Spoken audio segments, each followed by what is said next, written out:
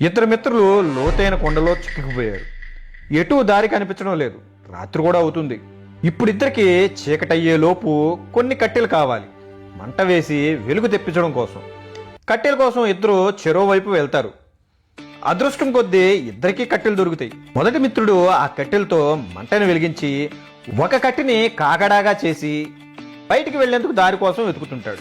ఇంకో మిత్రుడు దొరికిన కట్టెలతో ఒక నిచ్చెనలా చేసుకుని ఆ లోయలోంచి బయటపడతాడు. ఇద్దరి పరిస్థితి ఒకటే, ఇద్దరికీ దొరికిన కట్టెలు ఒకటే, ఇద్దరు ఆలోచనలు ఒకటే, అక్కడి నుంచి బయటపడాలని.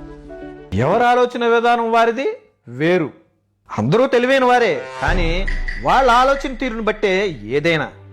ప్రతి వ్యక్తికి అదే 24 గంటలు, ప్రతి ఒక్కరికి ఏదో ఒక అవకాశం.